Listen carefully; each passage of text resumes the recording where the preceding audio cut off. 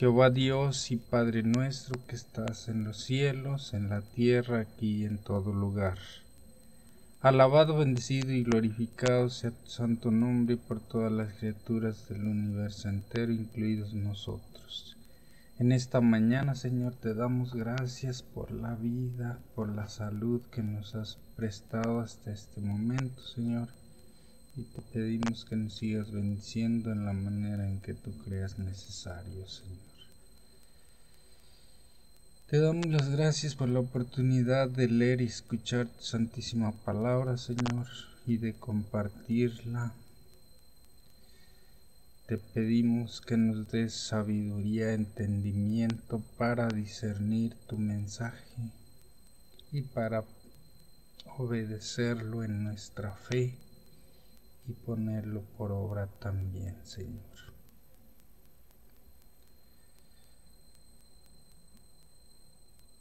En el nombre santo de nuestro Señor Jesucristo te lo agradecemos y te lo pedimos todo. Amén.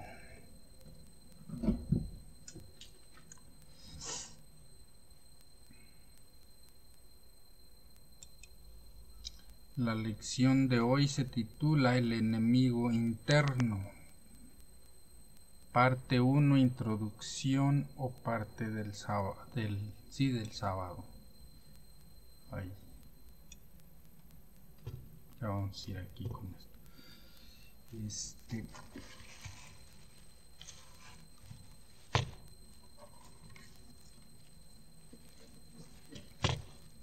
Para esta lección vamos a leer el libro Primera Carta de Pedro,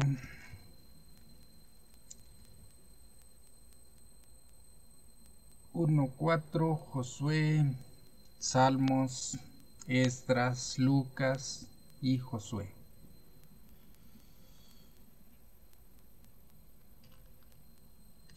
Para memorizar. Yo, el Señor, examino el corazón y pruebo la mente para dar a cada uno lo que merece según sus obras. Jeremías 17:10. Josué 7 registra el primer caso en el que Israel experimentó a través de una trágica experiencia las consecuencias del largo alcance de la ruptura del pacto y su profundo significado, mientras que la obediencia a las estipulaciones del pacto aseguraba la victoria. Ignorar los términos de dicho acuerdo acarreaba la derrota. El éxito militar de Israel no dependía del número de su población, de su estrategia militar o de tácticas inteligentes, sino de la presencia del guerrero divino con ellos. Durante la conquista de la tierra prometida, Israel tuvo que aprender la difícil lección de que su enemigo más peligroso no estaba fuera de su campamento, sino entre sus propias filas.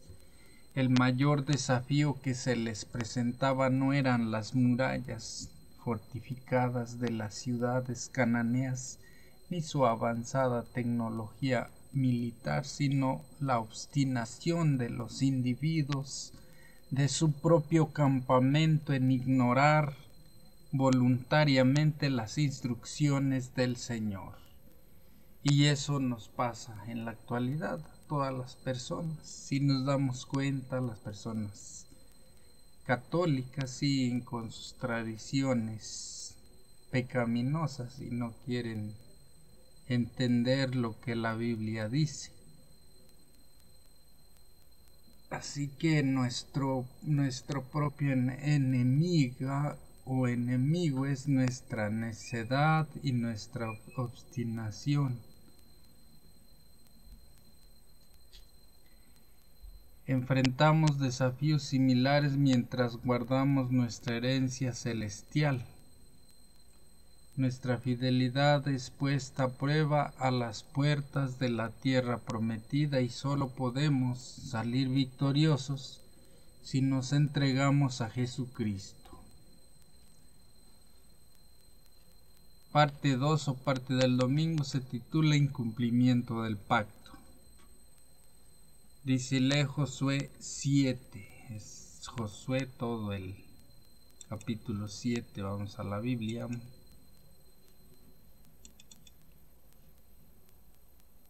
Josué 7.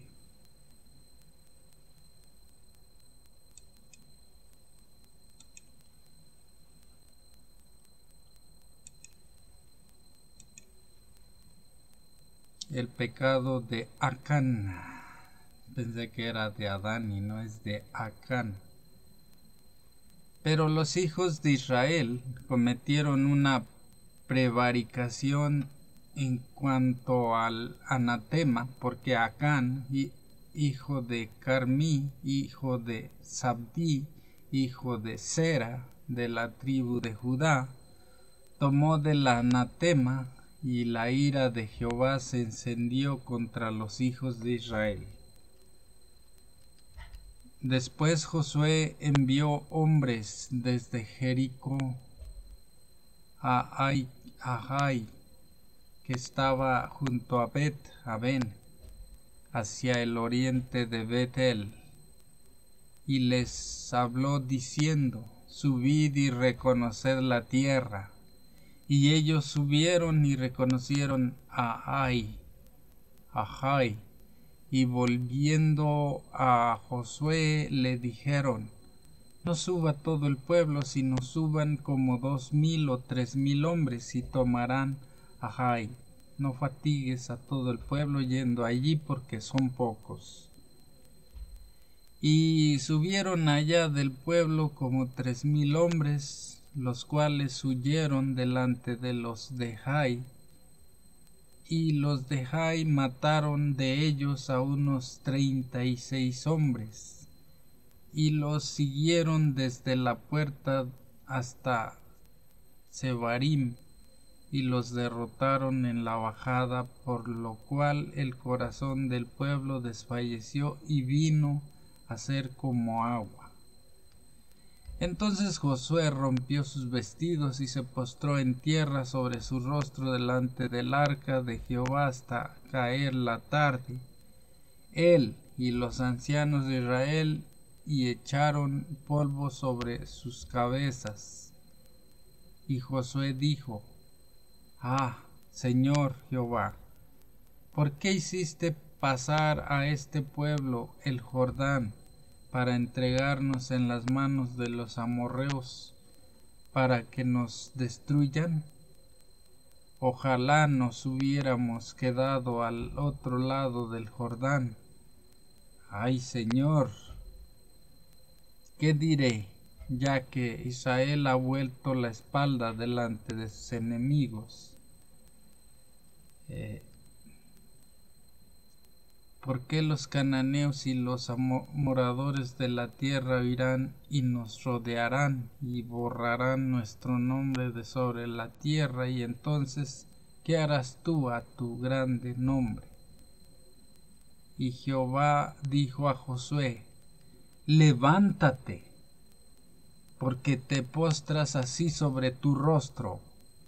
Israel ha pecado, y aún han quebrantado mi pacto que yo les mandé, y también han tomado del anatema y hasta han hurtado, han mentido, y aún lo han guardado entre sus enseres.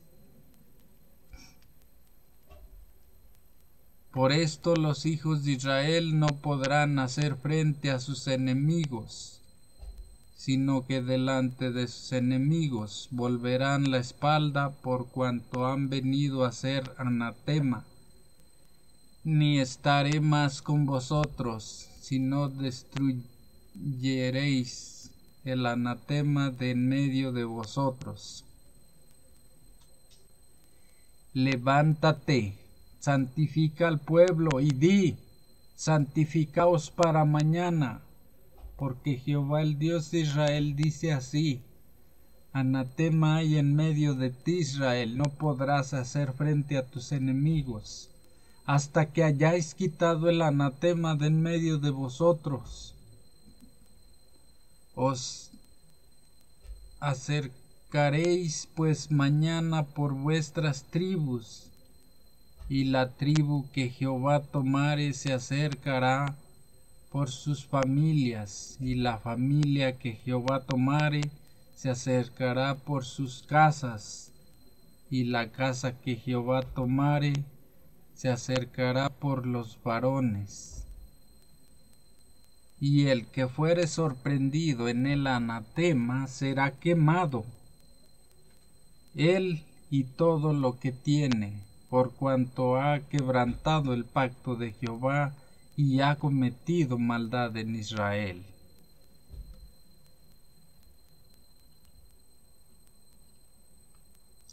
Josué pues levantándose de mañana hizo acercar a Israel por sus tribus, y fue tomada la tribu de Judá, y haciendo acercar a la tribu de Judá fue tomada la familia de los de Zera, y haciendo luego acercar a la familia de los de Zera por los varones fue tomado Sabdí.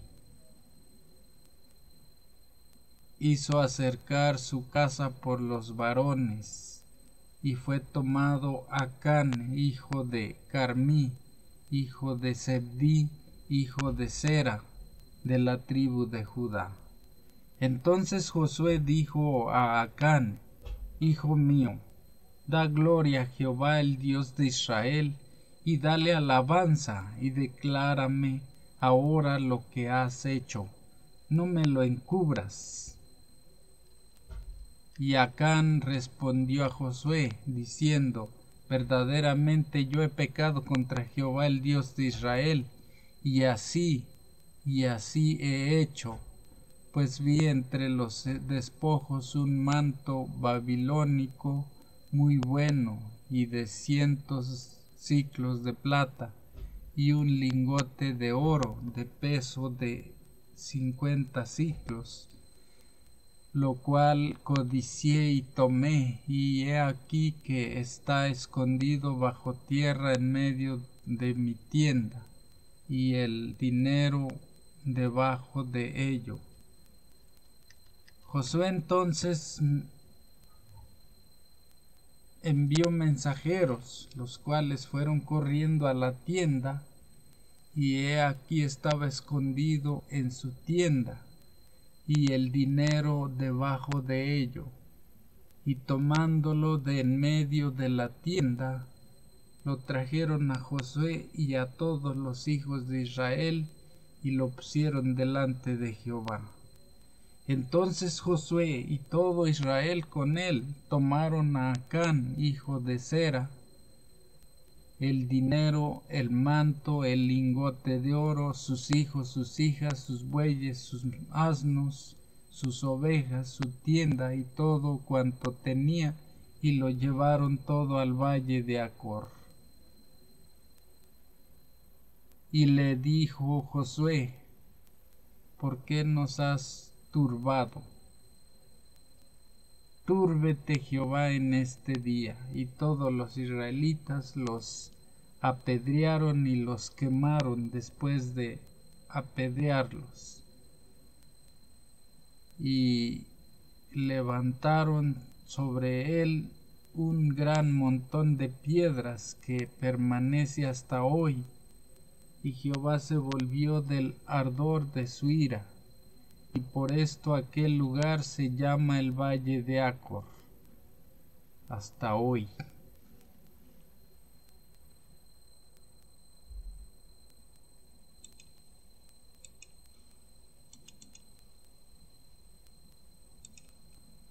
¿Cuáles fueron las dos causas principales de la derrota de Israel ante los habitantes de Jai? Pues dice que el anatema, o sea, un pecado que fue de codicia, de avaricia. Porque este personaje de la gente de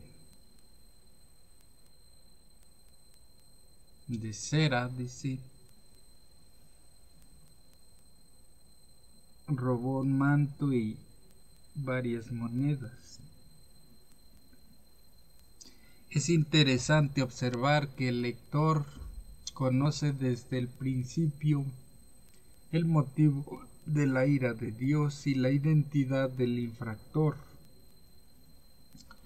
En consecuencia, el suspenso de la historia del descubrimiento de la falta de Acán proviene de la tensión entre la perspectiva del lector y la de Josué y los israelitas. Como muchos otros capítulos del Antiguo Testamento, Josué 7 tiene una estructura quiástica o paralela. El segmento central y culminante responde a la pregunta de por qué los israelitas no pudieron conquistar Hai en su primer intento. La derrota de Israel ante los habitantes de esa ciudad tuvo dos razones principales: el pecado de Acán y el exceso de confianza de los israelitas en sus propias fuerzas. Esto último se debió a que no consultaron la voluntad del Señor antes de atacar la ciudad y a que subestimaron al enemigo. Josué 7, 1 y 2 al 13 muestran que, aunque Acán fue el responsable de desobedecer la prohibición, toda la nación sufrió a causa de ello. Dios describe el pecado de Acán al mostrar gradualmente su gravedad mediante el uso acumulativo del adverbio aún hebram, que aparece 5 veces en el texto hebreo del versículo 2. Primero se usa la designación más común del pecado, jata. Luego se describe la transgresión mediante el uso de 5 términos más específicos introducidos por el adverbio gamma. 1. Traspasar, transgredir. Abar. 2. Tomar. La kaj de las cosas consagradas de la destrucción, Jerem.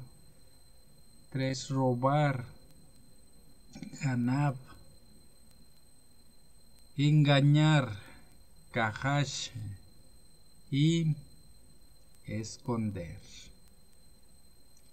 Sim, entre sus enseres, el Jerem, sustraído. El robo sustraído. El pacto entre Dios e Israel comprometía al pueblo tanto a nivel individual como corporativo. A la luz de ese compromiso, la nación elegida era tratada como una unidad invisible. Por lo tanto, el pecado de cualquiera de sus integrantes implicaba la responsabilidad o culpabilidad de toda la comunidad del pacto. Como dijo el Señor, Israel ha pecado, han quebrado mi pacto que les había mandado.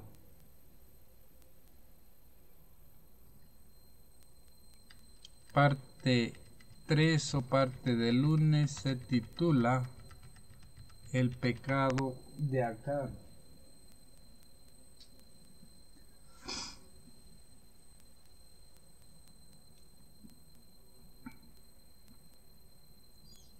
Tenemos que releer Josué 7, 16 al 19. Son 3 versículos. Vamos a la Biblia nuevamente. Y tenemos que leer Josué 7, 13 al 19, 16 al 19. Dice: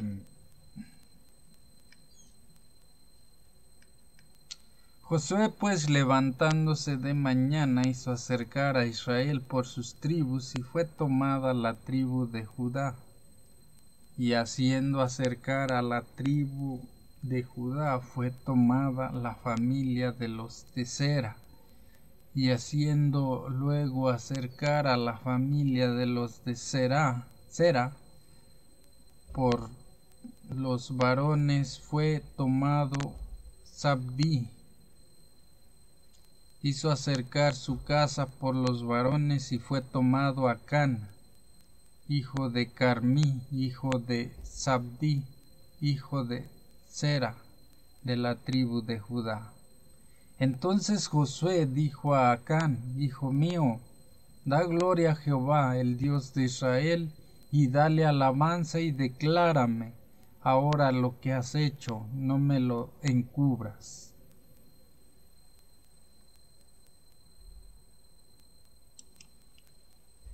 No me lo encubras, dijo. ¿Qué nos dice todo el procedimiento allí descrito acerca de Dios y de Acán? Pues había cometido una falta grave, robó, estaba manchado, estaba sucio del alma, de la conciencia, por decir. En lugar de revelar la identidad del transgresor, Dios implementó un procedimiento que revelaba tanto su justicia como su gracia. Después de explicar la razón de la derrota de Israel y de pedir la santificación del pueblo, Josué 7:13, dejó pasar un tiempo entre el anuncio del procedimiento y su aplicación, lo que dio tiempo a Acán para pensar, arrepentirse y confesar su pecado. Del mismo modo, su familia, si sabían lo ocurrido, tuvo la oportunidad de decidir si participar en el encubrimiento o se negarían a ser cómplices como los hijos de Coré, quienes no fueron destruidos, pues se negaron a ponerse del lado de su padre. Comparar con Números 16:23 al 33 y 26:11. La solución para la desafiante situación siguió la dirección opuesta o como surgió y produjo la desgracia de Israel, la cual la culpa corporativa fue eliminada y reducida de Israel a una tribu, de una tribu a una familia, de una familia a un hogar y del hogar a los individuos. Además de revelar al culpable, el proceso de investigación también exculpaba al inocente. Este era un aspecto igualmente importante del meticuloso procedimiento jurídico en el que Dios mismo actuó como testigo de las acciones ocultas de Acán. El lector casi puede sentir la tensión cuando Dios se centra en Acán, quien no puede asombrarse de la obstinación de aquel hombre que esperaba pasar desapercibido. Nada se oculta a los ojos penetrantes del Señor. 2 Crona, que sabe lo que se oculta en el corazón de un hombre. Es importante notar la forma en que Josué se dirige a Acán Hijo mío, esta expresión muestra no solo la edad y el papel de liderazgo de Josué, sino también revela el espíritu con el que este gran guerrero abordaba la justicia. Su corazón estaba lleno de compasión por Acán, a pesar de que estaba llamado a ejecutar juicio sobre el infractor. Con su actitud, Josué prefiguraba de nuevo la sensibilidad, la bondad y el clamor de aquel que nunca fue rudo, ni dijo sin necesidad una palabra severa, nunca causó un dolor innecesario a un alma sensible. Denunció intrépidamente la hipocresía, la incredulidad y la iniquidad, pero su voz se quebraba al pronunciar sus severas represiones. Parte 4, parte del martes, se titula Decisiones equivocadas. Lee Josué 7, 19 al 21.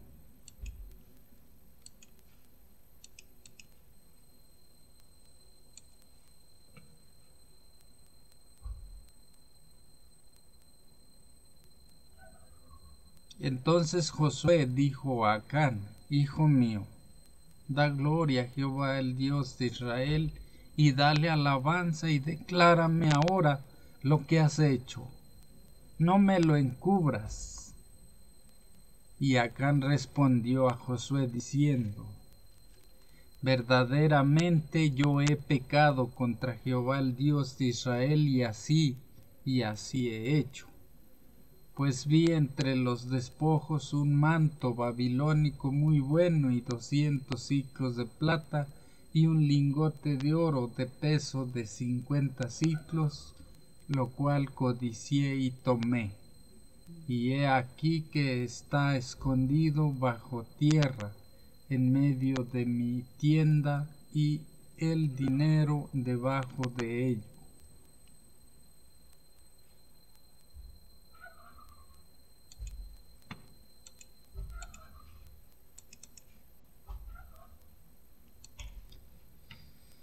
¿Qué pide Josué a Acán? Pues que confiese lo que había hecho. ¿Qué significaba esa petición? Pues un esclarecimiento, o sea, aclarar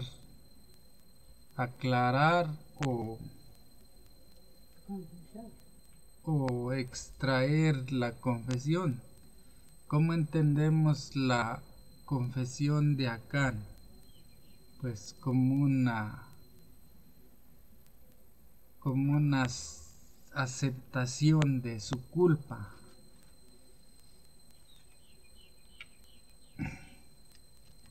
Josué pidió a Acán que hiciera dos cosas. Primero, que diera gloria a Dios y lo honrara. Segundo, que confesara lo que había hecho y no lo encubriera. Acán debía tributar alabanza a Dios admitiendo lo que había hecho. El término hebreo conducido como confiesa o declara, todá, puede referirse tanto a la acción de gracias como a la confesión del pecado. Lamentablemente no hay en el texto bíblico indicación alguna de que Acán diera muestras de verdadero arrepentimiento. Su desafiante actitud indicaba que era un transgresor prepotente. Para él que no había expiación según la ley de Moisés. Las palabras de Acán en Josué recuerdan la caída de Adán y Eva. Ella vio,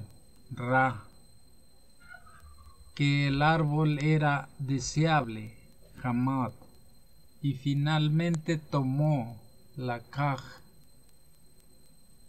de su fruto. Génesis 3:6. En su confesión, Acán admitió que vio Ra en el botín un hermoso manto babilónico, 200 ciclos, 2.3 kilogramos de plata y un lingote de oro. Entonces los codició Hamad y los tomó Lakaj. Al igual que en el caso de Adán y Eva, la decisión de Acán reveló que la codicia es el pecado de la incredulidad, pues significa dudar de que Dios desea lo mejor para sus criaturas y sospechar que les oculta deleites extraordinarios que solo pertenecen al ámbito de la deidad.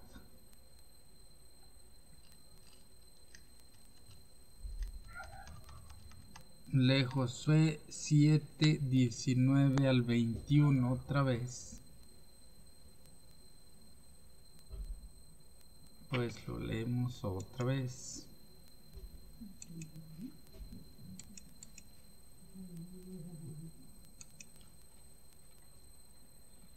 Dice: entonces Josué dijo a Acán: hijo mío, da gloria a Jehová el Dios de Israel y dale alabanza, y declárame ahora lo que has hecho, no me lo encubras. Y Acán respondió y Josué diciendo: verdaderamente yo he pecado contra Jehová el Dios de Israel, y así he hecho.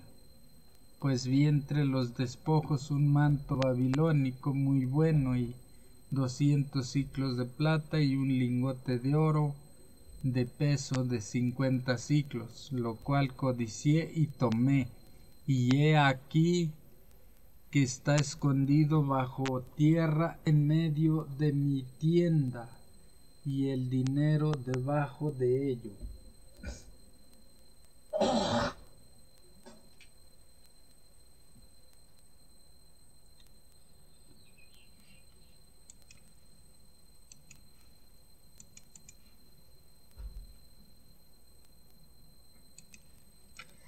¿Qué pidió Josué a Acán?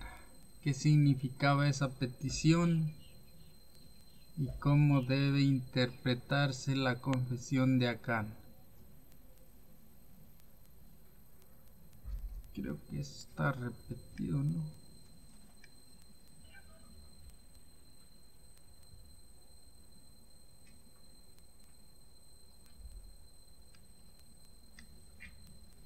Pues pidió Josué que alabara a Jehová Dios en primer lugar, que se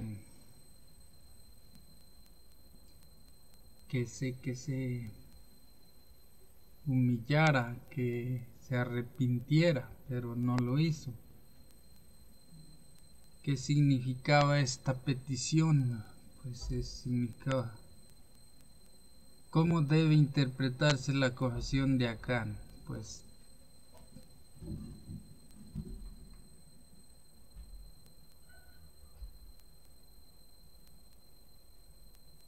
común, como dice, no se notaba arrepentimiento en él, sino como una justificación de su pecado. Además de la alusión a la caída de Adán y Eva, el texto señala un marcado contraste entre la actitud de Rahab, comparar con Josué 2, 1 al 3, y la de Acán. Ella llevó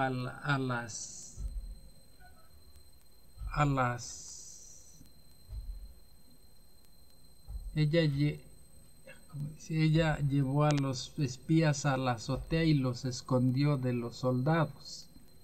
El otro tomó cosas prohibidas y las escondió de Josué. Ella actuó bondadosamente con los espías israelitas y los ayudó a lograr la victoria. Él trajo problemas a Israel con su avaricia y fue responsable de la derrota de su pueblo. Ella hizo un pacto con los israelitas él rompió el pacto con Dios. Rahab libró su vida y la de sus familiares, quienes se convirtieron en ciudadanos respetados en Israel. Acán se condenó a sí mismo y a su familia a la muerte y se convirtió en un ejemplo de ignominia.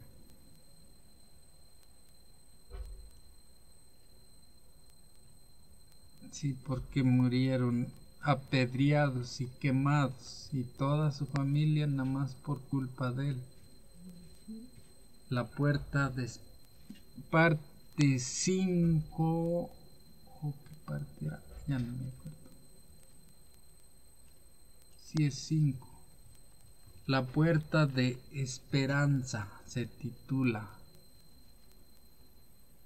Vamos a leer Josué 8, 1 al 29. Vamos a la Biblia. Dejamos en vista la puerta de esperanza. Vamos a la Biblia otra vez. Josué 8, 1 al 29. Toma y destrucción de Hai. Jehová dijo a Josué: no temas ni desmayes. Toma contigo toda la gente de guerra y levántate y sube a Hai. Mira, yo he entregado en tu mano al rey de Hai, a su pueblo, a su ciudad y a su tierra. Y harás de Hai y a su rey como hiciste a Jericó y a su rey, solo que sus despojos y sus bestias tomaréis para vosotros. Pondrás pues emboscadas a la ciudad detrás de ella. Entonces se levantaron Josué y toda la gente de guerra para subir contra Hai. Y escogió Josué 30,000 hombres fuertes, los cuales envió de noche, y les mandó diciendo: atended, pondréis emboscada a la ciudad detrás de ella, no os alejaréis mucho de la ciudad, y estaréis todos dispuestos. Y yo y todo el pueblo que está conmigo nos acercaremos a la ciudad, y cuando salgan ellos contra nosotros, como hicieron antes, huiremos delante de ellos, y ellos saldrán tras nosotros hasta que los alejemos de la ciudad, porque dirán: huyen de nosotros como la primera vez. Huiremos pues delante de ellos. Entonces vosotros os levantaréis de la emboscada y tomaréis la ciudad, pues Jehová vuestro Dios la entregará en vuestras manos. Y cuando la hayáis tomado, le prenderéis fuego, haréis conforme a la palabra de Jehová. Mirad que os lo he mandado. Entonces Josué los envió, y ellos se fueron a la emboscada y se pusieron entre Betel y Hai, al occidente de Hai. Y Josué se quedó aquella noche en medio del pueblo. Levantándose Josué muy de mañana, pasó revista al pueblo y subió él con los ancianos de Israel delante del pueblo contra Hai. Y toda la gente de guerra que él estaba, con él estaba, subió y se acercó, y llegaron delante de la ciudad y acamparon al norte de Hai. Y el valle estaba entre él y Hai. Y tomó como 5,000 hombres y los puso en emboscada entre Betel y Hai, al occidente de la ciudad. Así dispusieron al pueblo todo el campamento al norte de la ciudad y su emboscada al occidente de la ciudad, y Josué avanzó aquella noche hasta la mitad del valle. Y aconteció que, viéndolo el rey de Hai, él y su pueblo se apresuraron y madrugaron, y al tiempo señalado los hombres de la ciudad salieron al encuentro de Israel para combatir frente al Araba, no sabiendo que estaba puesta emboscada a espaldas de la ciudad. Entonces Josué y todo Israel se fingieron vencidos y huyeron delante de ellos por el camino del desierto. Y todo el pueblo que estaba en Jai se juntó para seguirles, y siguieron a Josué, siendo así alejados de la ciudad. Y no quedó hombre en Jai ni en Betel que no saliera tras de Israel, y por seguir a Israel dejaron la ciudad abierta. Entonces Jehová dijo a Josué: extiende la lanza que tienes en tu mano hacia Jai, porque yo la entregaré en tu mano. Y Josué extendió hacia la ciudad la lanza que en su mano tenía, y levantándose prontamente de su lugar los que estaban en la emboscada, corrieron luego que él alzó su mano, y vinieron a la ciudad y la tomaron, y se apresuraron a prenderle fuego.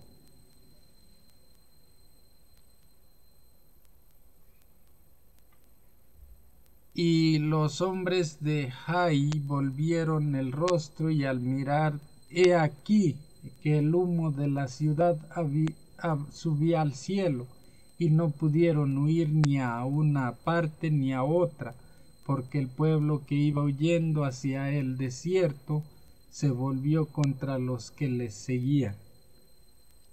Josué y todo Israel, viendo que los de la emboscada habían tomado la ciudad y que el humo de la ciudad subía, se volvieron y atacaron a los de Jai.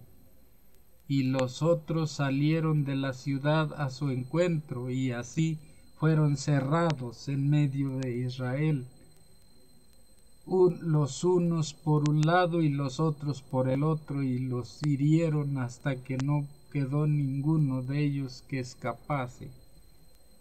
Pero tomaron vivo al rey de Jai y lo trajeron a Josué. Y cuando los israelitas acabaron de matar a todos los moradores de Jai, en el campo y en el desierto a donde los habían perseguido, y todos habían caído a filo de espada hasta ser consumidos, todos los israelitas volvieron a Jai, y también la hirieron a filo de espada. Y el número de los que cayeron aquel día, hombres y mujeres, fue de 12,000, todos los de Jai. Porque Josué no retiró su mano que había extendido con la lanza hasta que hubo destruido por completo a todos los moradores de Jai. Pero los israelitas tomaron para sí las bestias y los despojos de la ciudad conforme a la palabra de Jehová, que le había mandado a Josué. Y Josué quemó a Jai y la redujo a un montón de escombros, asolada para siempre hasta hoy. Y al rey de Jai lo colgó de un madero hasta caer la noche. Y cuando el sol se puso, mandó Josué que quitasen del madero su cuerpo, y lo echasen a la puerta de la ciudad, y levantaron sobre él un gran montón de piedras que permanece hasta hoy.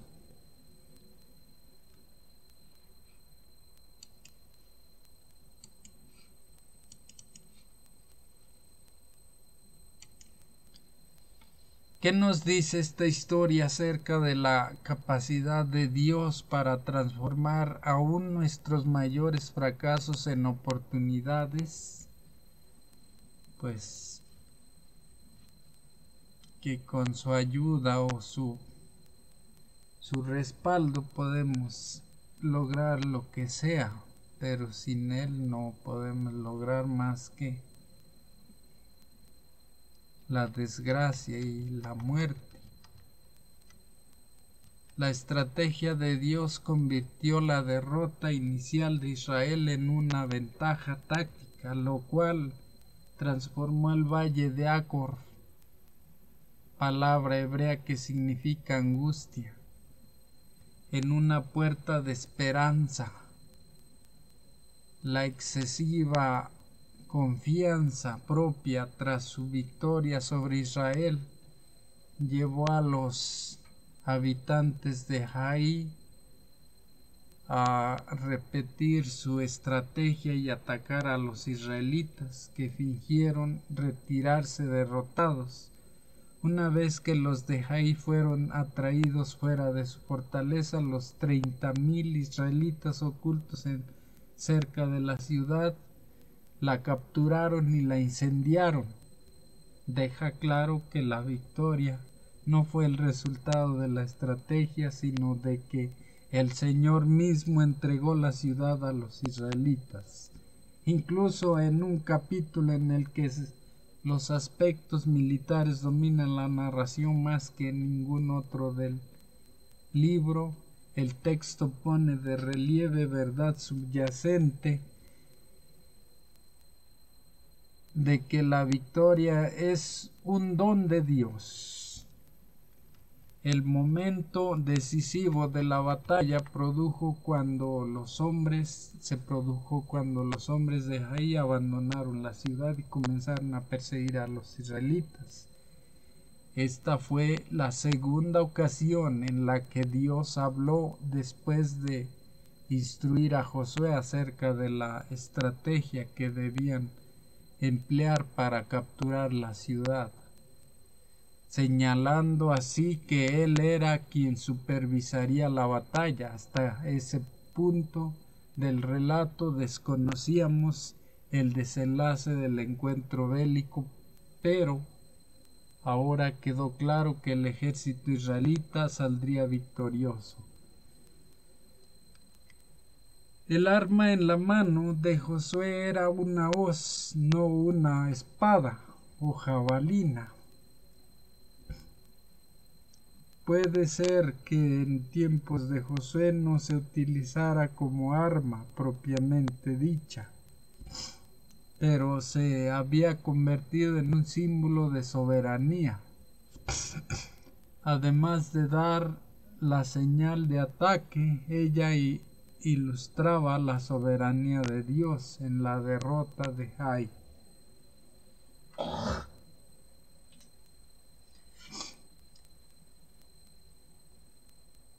El hecho de mantener el hoz extendida hasta obtener la victoria completa demostró que Josué había asumido plenamente el papel de liderazgo que Moisés había ejercido en ocasión del cruce del Mar Rojo y en la guerra contra los amalecitas, cuando Josué había dirigido personalmente el combate. Esta vez no hubo una intervención visible y milagrosa de Dios, pero la victoria sobre Hai no contó con menos asistencia divina que la obtenida sobre los egipcios en la primera generación o en la reciente victoria sobre Jericó. La clave del éxito estuvo en la fe de Josué, en la palabra del Señor y en su inquebrantable obediencia a ella. El principio que se destaca en esta historia sigue siendo válido para el pueblo de Dios hoy, donde quiera que resida y cualesquiera sean sus desafíos. Parte 6 o parte del jueves se titula Un testigo del poder de Dios. Como hemos aprendido, ver la lección 5, Dios había dado a las naciones paganas la oportunidad de conocerlo y de apartarse de sus males de sus malos caminos. Pero ellas se negaron y obtuvieron finalmente hacer frente al juicio de Dios. Y debieron finalmente hacer frente al juicio de Dios. Lee Josué 7, 6 al 9, otra vez, 7, 6 al 9. Nuevamente a la Biblia y vamos a regresar al 7.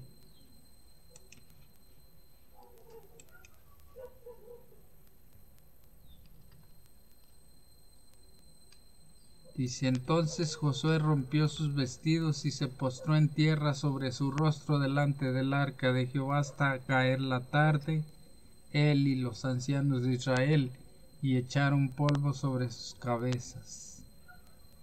Y Josué dijo: ah, Señor Jehová, ¿por qué hiciste pasar a este pueblo el Jordán para entregarnos en las manos de los amorreos para que nos destruyan? Ojalá nos hubiéramos quedado al otro lado del Jordán. Ay, Señor, ¿qué diré ya que Israel ha vuelto la espalda delante de sus enemigos? Porque los cananeos y todos los moradores de la tierra oirán y nos rodearán y borrarán nuestro nombre de sobre la tierra. Y entonces, ¿qué harás tú a tu grande nombre?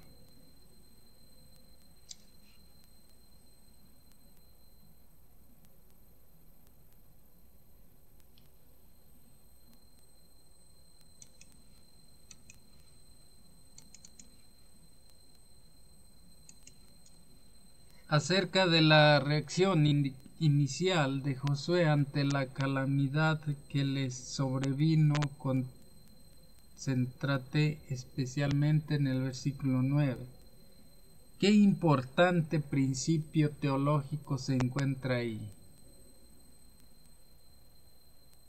Pues se humilló Josué, pero replicó que si era para serlos destruidos después de librarlos de Egipto, él dice que se hubieran quedado allá. En un primer momento, la reacción de Josué fue semejante a la de los israelitas en medio de sus penurias después de salir de Egipto, quienes dijeron: ojalá hubiésemos muerto por mano del Señor en Egipto, cuando nos sentábamos ante las ollas de carne, cuando comíamos pan en hartura. Ustedes nos han sacado a este desierto para matar de hambre a toda esta multitud. Josué dijo: Dios, Señor, ¿por qué hiciste pasar a este pueblo el Jordán para entregarnos en manos de los amorreos, para que nos destruyan? Ojalá hubiéramos quedado del otro lado del Jordán. Poco después, sin embargo, Josué mostró su gran preocupación por el daño que el nombre y la reputación de Dios sufrirían como consecuencia de esta derrota. Los cananeos y todos los habitantes de la tierra oirán, nos cercarán y raerán nuestro nombre de sobre la tierra. Raerán. Entonces, ¿qué harás tú a tu gran nombre? Esto revela un tema y un principio que eran centrales para los propósitos de Dios con Israel. Aunque quería que las naciones paganas de su entorno vieran las grandes cosas que Dios haría por su pueblo, si lo obedecían también podían, como en el caso de Rahab, conocer al Dios de Israel mediante las conquistas de su pueblo. A diferencia de ello, si los israelitas fracasaban, como ocurrió aquí, las naciones considerarían débil e ineficaz al Dios de Israel. Deuteronomio 9:28. Lo que podría envalentonar a los cananeos y acrecentar su resistencia. En otras palabras, y en el contexto de la posesión de la tierra por parte de los hebreos, había en juego grandes cuestiones y principios que incluían dar honor y gloria a Dios, quien era la única esperanza tanto para los paganos como para Israel. Parte 7 o parte del viernes para estudiar y meditar. El pecado mortal que condujo a Acán a la ruina tuvo su origen en la codicia, que es entre todos los pecados el más común y el que se considera con más liviandad.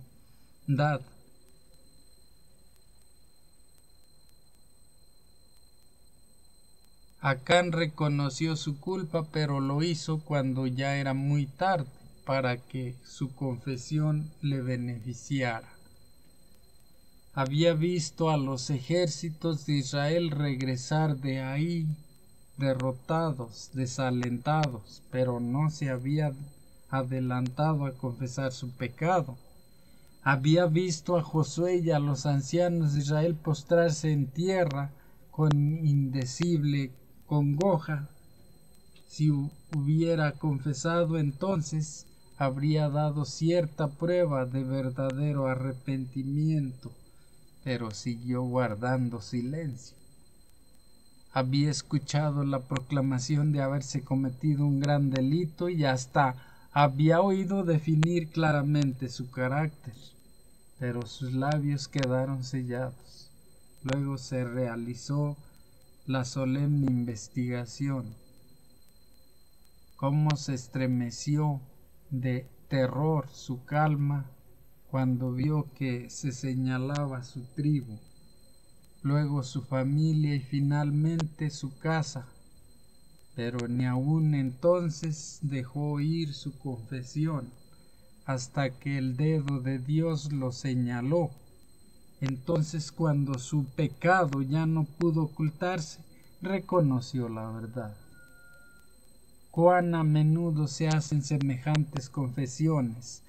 Hay una enorme diferencia entre admitir los hechos una vez probados y confesar los pecados que solo nosotros y Dios conocemos.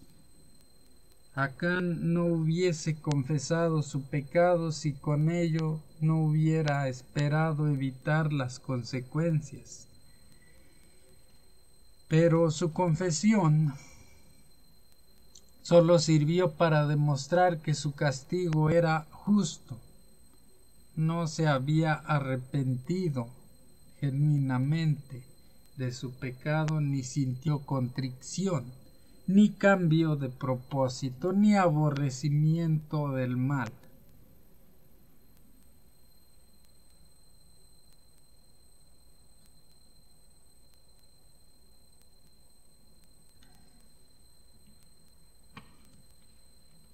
Vamos al folleto misionero con el testimonio para hoy.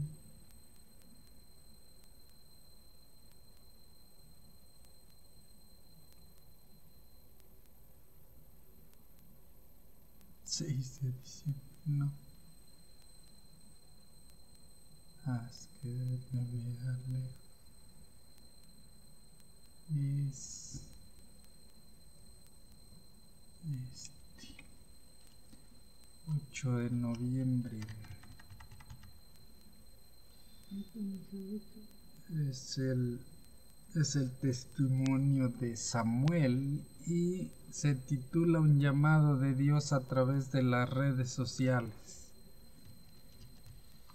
Samuel no entendía por qué no le iba bien en sus clases universitarias en Chile. En la secundaria siempre había sacado buenas notas, pero en su primer semestre en la universidad suspendió álgebra, cálculo, física y química, precisamente las materias que más necesitaba aprobar para graduarse en ingeniería eléctrica. En el segundo semestre no le fue mejor. Entonces justo cuando se preparaba para los exámenes finales, recibió un extraño mensaje. Un pariente le escribió a través de las redes sociales: Samuel, estudia teología. Esa publicación en las redes sociales formaba parte de un mensaje de felicitación a los pastores adventistas durante el mes de agradecimiento a los pastores. Samuel pensó que el mensaje era bastante brusco, pues ese familiar ni siquiera lo había saludado ni le había preguntado cómo estaba. Le contestó: «Hola, ¿cómo estás?». El familiar le respondió: «Estoy bien, estudia teología». No era la primera vez que alguien le sugería a Samuel que se hiciera pastor. Él le respondió de la misma manera que les había respondido a los demás: «No necesito estudiar teología para visitar a los miembros de la iglesia, ni para predicar, ni para trabajar para la iglesia. Pero si el Señor me llama, yo estoy dispuesto». Su pariente le respondió: «Ora, Samuel». Aceptó orar y así lo hizo. Mientras se dirigía a los exámenes finales, miró al cielo y oró: «Señor, ¿eres tú el que me está llamando? ¿De verdad eres tú? Si eres tú quien me está llamando, no quiero rechazar tu llamado, pero necesito que me lo confirmes. No quiero que esto sea algo que está solo en mi cabeza, ni que sea un plan B porque el plan A no funcionó».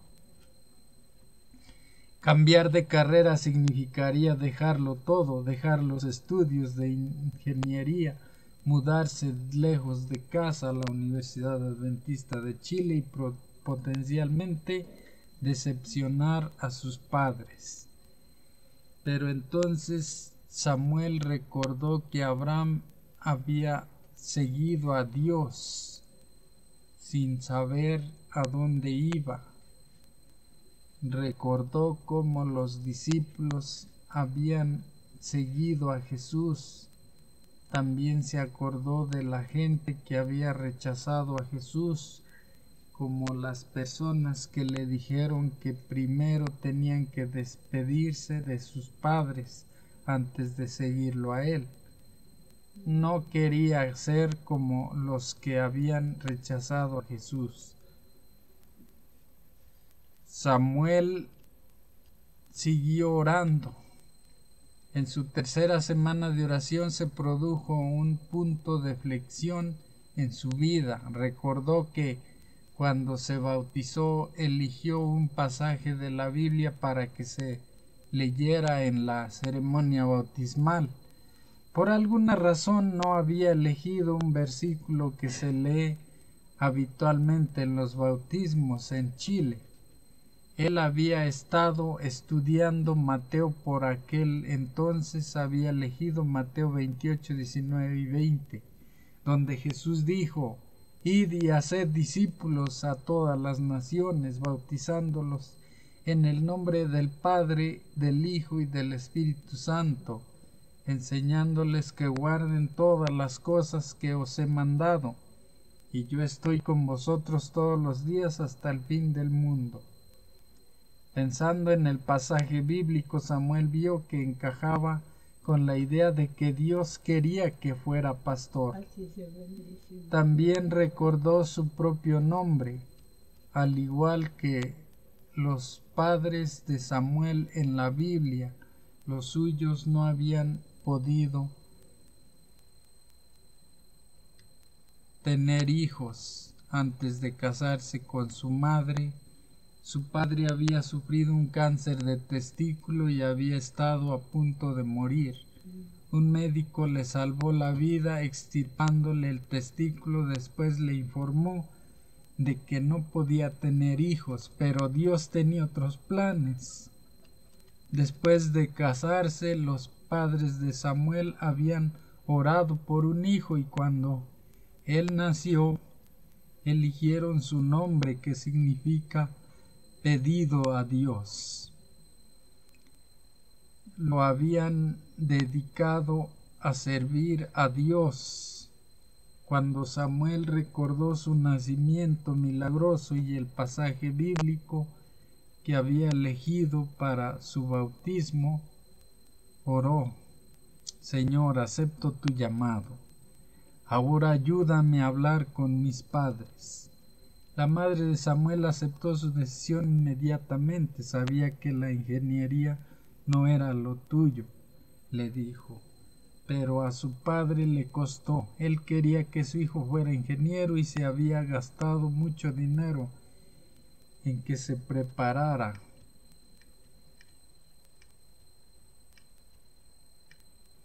para ello. Además, Samuel tenía una hermana menor que ya estaba estudiando en la Universidad Adventista de Chile y la casa familiar estaría muy vacía sin ellos dos. Pero finalmente el padre de Samuel aceptó el hecho de que Dios estaba llamando a su hijo para que estudiara teología.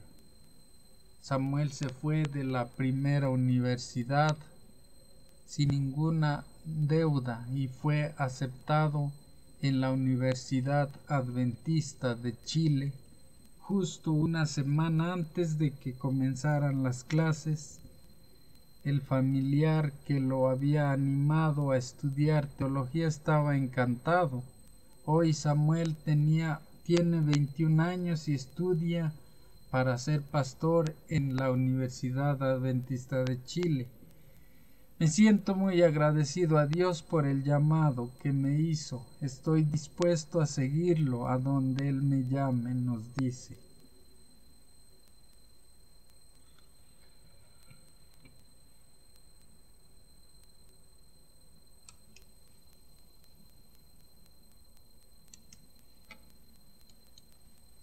Vamos al himno.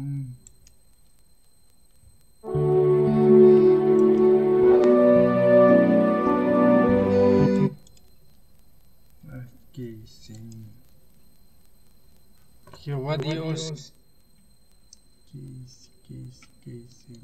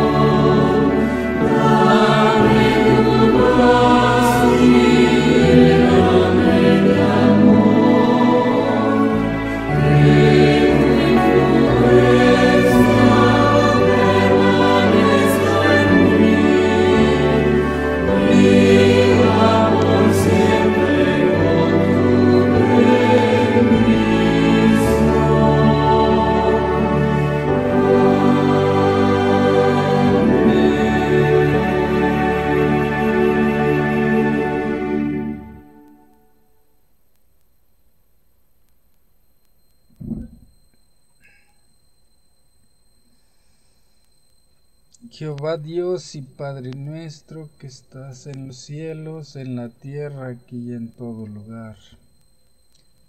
Alabado, bendecido, glorificado y ensalzado sea tu santo nombre por todas las criaturas del universo entero, entre ellas nosotros, Señor.